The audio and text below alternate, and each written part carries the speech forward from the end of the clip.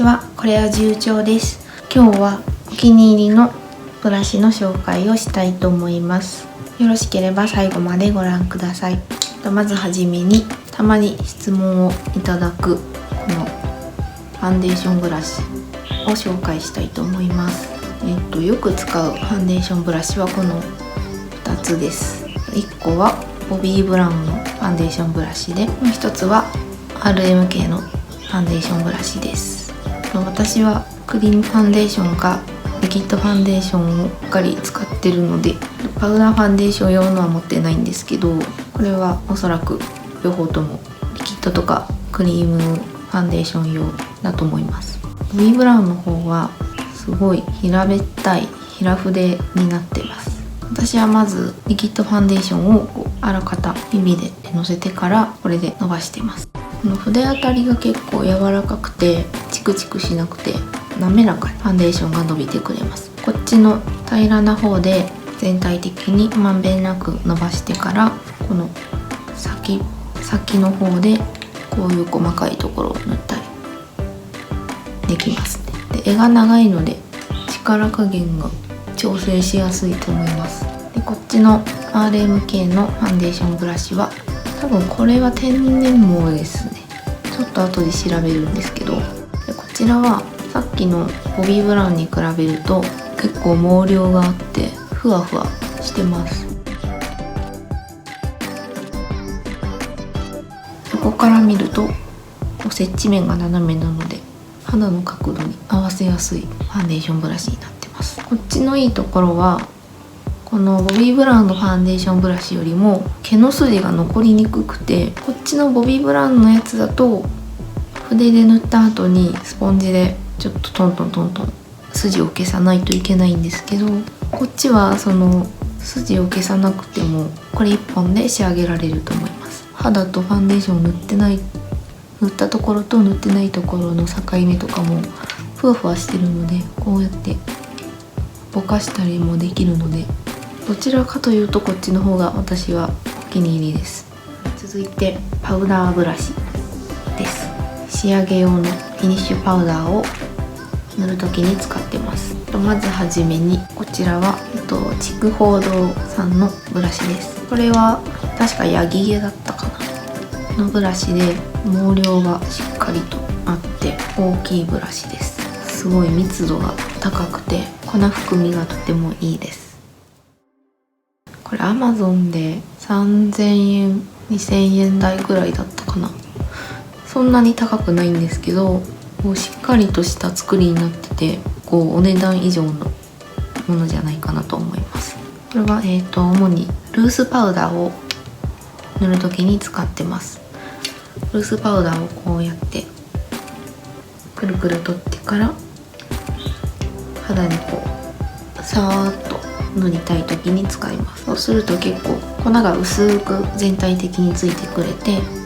ツヤ感を残したい時とかには最適です。はい、続いてこちらキッカのパウダーブラシです。こちらは確かリス毛のパウダーブラシになってます。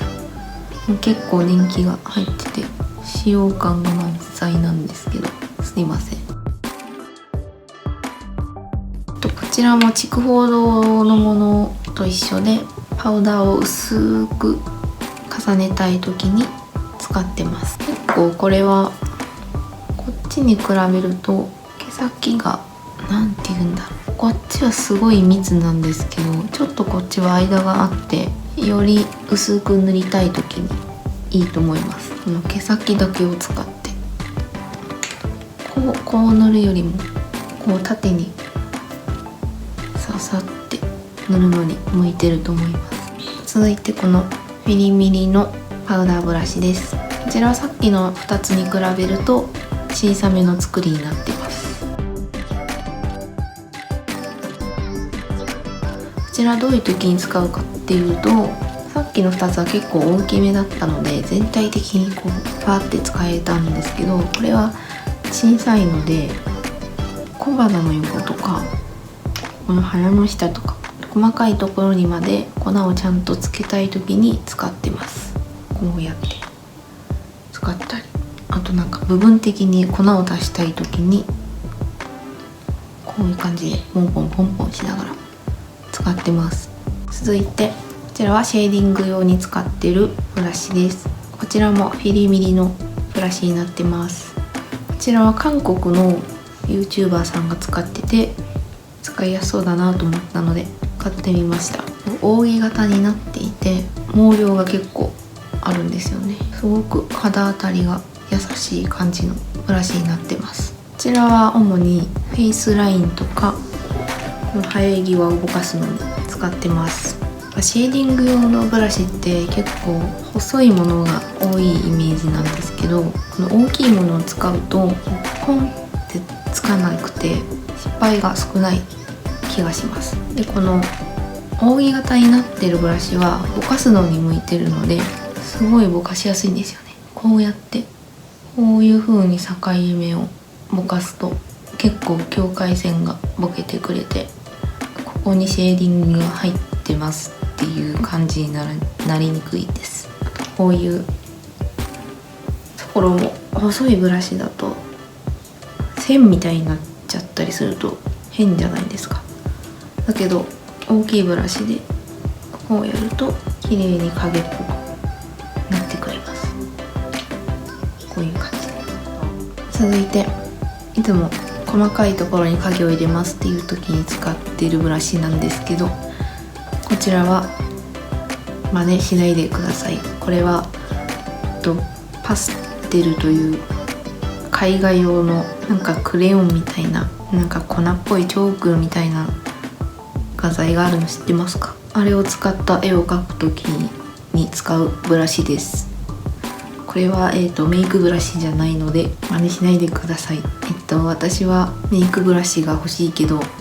高くて買えないっていう貧乏な美大生だった時に買ったものです。なのでメイクブラシじゃないので肌が弱い人が使った場合ちょっと荒れるかもしれないので、これは真似しないでください。はい、続いてハイライトブラシの紹介をします。こちらは6プラスのブラシセットの中に入ってたものです。これは多分ハイライト用ではないんですけれども、細かいところに光を足したい時に使ってます。これはなんていうんだろう、長細いほうき型みたいな形になってまして、縦に使えばこういう風に点で置けるし、この面で粉を取ってこういうところとかこうやって使ったりもできます。なんか最近はこう部分的にハイライトを入れるのが主流みたいなので、こういう細いブラシをハイライトに使うといいと思います。6プラスってリーズナブルな筆のシリーズだと思うんですけど、こう柔らかくて、おそらくこれも人工毛ですけど人工毛とは思えないぐらいの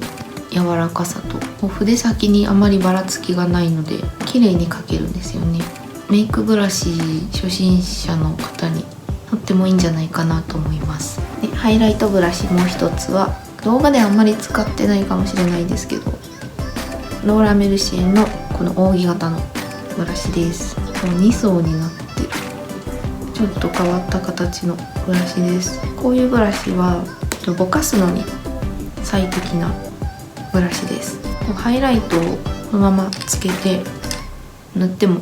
いいんですけど、こういう感じでこう毛先を使うようにこうやって細かく塗るといい感じにボケてくれます。これ油絵用のブラシにもこういう扇形のブラシがあるんですけど、それは多分あんまり直接これで絵の具を塗る人はそんなにいるかもしれないけどいないと思うんですけど、なんか別のブラシでこう絵の具を塗った後にその境目をこうやってぼかす時に使ってるんですよ、油絵のこういうブラシの場合は。なのでメイクの時もつけすぎちゃったチークとかをぼかすのに塗ったり、ハイライトも別のブラシで塗った後にこれで境目をぼかしたりすると綺麗に自然な感じに仕上げてくれると思います。続いてチークブラシの紹介をします。これはMAC のブラシです。これは柄の長いタイプと短い持ち運び用のタイプがありまして、持ち運ぶことは多分あんまりないんですけど、短い方を選びました。こちらは毛先がスパッと切り揃えられたタイプになってます。こちらは、お店にフィニッシュパウダー用のブラシはどれですかって聞いて、これがおすすめですって言われて買ったんですけど、お店で見せてもらった時はもっと毛先がこう開いてたんですよ。多分使っていくうちに開いていくんだと思うんですけど、なかなかこうそんなにまだ開いてないので、フィニッシュパウダー用としてはちょっと使いづらいのでチーク用で使ってます。こちらはすごい隙間がある毛束になってるので、このチークをトンと置いた時にペタってスタンプみたいにつきづらくて、こうやって磨くように塗ると自然なふわーっとした仕上がりになってくれます。なのであんまりチークを主張を抑えたいメイクをする時に向いてるブラシになります。続いてこちらは多分持ってる人も多いと思うんですけど、ダイソーの春姫シリーズのブラシです。こちらは斜めカットになっていて、頬骨に沿ったチークを入れる時とか、ちょっと狭い範囲にチークを塗りたい時に向いてる小さめのチークブラシになってます。こちらはダイソーだけど、これ100円だったっけ、200円とかかな。でもそのぐらいで買える手頃なブラシになってるんですけど、その割には結構毛量もしっかりあって100均のクオリティには思えないブラシになってます。続いて UR のパウダーブラシです。こちらはパウダーブラシという名目で売ってたと思うんですけど、私はチーク用に使ってます。これは丸みがあって毛量がしっかりあるので、広範囲にふわーっとニュアンス程度に血色感を足したい時に使ってます。この片面でチークを塗った後に何も塗ってない方でぼかしたりすると綺麗につきます。これは安いので2本持ってます。でも値段の割にはすごい十分な使い心地だと思います。この肌当たりもすごい優しくて全然チクチクしないのでとってもいいです。続いてアイブロウブラシを紹介します。これは口コミが良かったので買ってみたフーミーのアイブロウブラシです。これは結構大きめのアイブロウブラシなんですけど、天然毛かな、ちょっと硬めなんですけど、使っていくうちに自分に合っていくブラシになってるそうです。でこれは細かいところを描くというよりは全体的にふわっとした眉毛になってくれます。これも簡単にふんわり眉毛が描けるので、そういう眉毛が好きな人はとてもいいと思います。これ1本ではちょっと私は仕上げられないんですけど、口コミがいい理由がなんとなく分かりました。すごく描きやすいです。あと最近使ってるアイブロウブラシがセリアかダイソーかどっちかで買ったブラシです。これは斜めカットになった小さめのブラシで、これはフーミーのブラシと違って細かいところを描くのに向いてるブラシです。眉尻のところをこうやって描いたりして結構硬いのでアイシャドウよりはアイブロウに向いてるかなっていうブラシになってます。続いてアイシャドウブラシです。アイシャドウブラシはこの6本がお気に入りです。まずはじめにこのキッカのラージサイズのブラシです。これは何毛だろう、リスかな。すごい柔らかい狐の尻尾みたいな形のアイシャドウブラシです。このブラシはこれで色を塗るというよりかはこっちのハイライトカラーとかを取って仕上げにこうやって艶出し用に使ってます。でこの形が長細くなってるのですごくまぶたのこの凹凸に合うんですよね。ちゃんとここの溝まで入り込むようなそういう形になっていてすごく使いやすいです。残念ながらブランド終了とともに買えないものなんですけど、新しいブランドのアンミックスの方でもブラシは出してほしいなと思ってます。でこちらも同じくキッカのアイシャドウブラシです。こちらはすごい平たい小さいアイシャドウブラシになってて、私はよく使うのはこの下まぶたにアイシャドウを塗る時に使ってます。これすごく柔らかくて、こういう目の下の弱い皮膚というか薄い皮膚を塗る時にいいんじゃないかなと思って使ってます。こうあまり摩擦を加えたくない部分とかに。結構柔らかくてふんわりしてるからそんなに色が乗らないんじゃないかなって思ったんですけど、結構しっかり塗れて、柔らかいからこう均一にフラットにしついてくれるんですよね、色が。なのでアイシャドウブラシは人工毛が多いんですけど、天然毛のこういう高級なリス毛ってすごくいいんだなって思った商品です。続いてこの6グラスのアイシャドウブラシです。これは、このブラシとセットで、あとはもう1本あるんですけど、それはあまり使ってなくて今日は紹介しないんですけど、5本セットの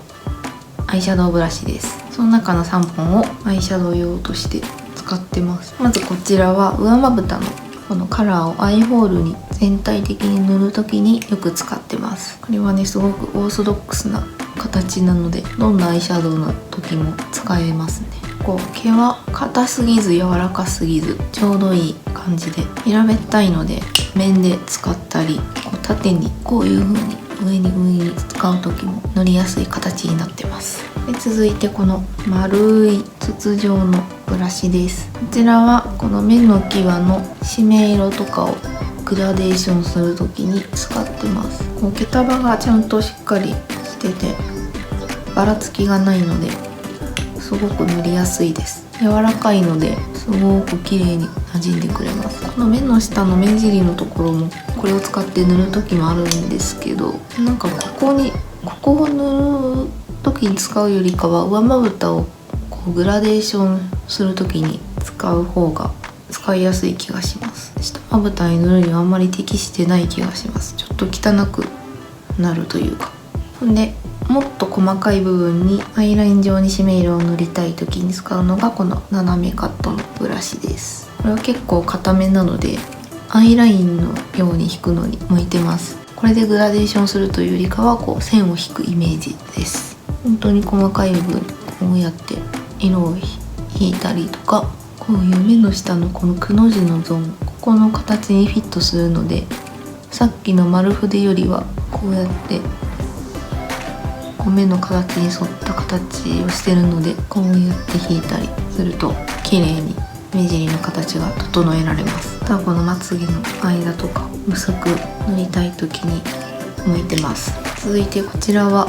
ピリミリのアイシャドウブラシです。こちらも5本セットぐらいで買った中の一つなんですけど、他のアイシャドウブラシはこう毛がばらつきがあってバッて広がってるのでちょっと使いづらいんですよ。だけどこれだけは使いやすくてよく使ってます。これは平たくて硬い質感のブラシになってます。こちらも下まぶたにポイントで色をのせたい時とかにこうやって塗ったりとか、あとは上まぶたのこういうところとかにもポイントで色をつけたい時に使ってます。ラメもいいと思います。ラメもこの毛先の方にのせてこうやってちょんちょんちょんってのせるのにもすごく向いてます。あと忘れてたんですけど、この資生堂のコンシーラーブラシ、この筒筆というコンシーラーブラシもすごくお気に入りで、動画でも時折紹介してるんですけど、これはねこうスティックタイプのコンシーラーとか、リキッドタイプでもいいんですけど、こう目の下とかにつけた後にこう縦にトントントントントントンやっていくとすごい自然にぼかすことができるんですよ。もちろんこうやって引いてってもいいんですけど、横に筆を動かすのにもすごく向いてます。これを買ったことによってコンシーラーがすごく塗りやすくなって、時々コンシーラーを使うようになりました。あとはこの余ったものとかでこう口角をこうやって塗ったりするのにも向いてます。なんか形がおしゃれで床にもうまく描けそうな感じがします。今日も最後まで動画をご覧いただきありがとうございました。Twitter のフォローやチャンネル登録もよろしければよろしくお願いいたします。それではまた動画更新いたします。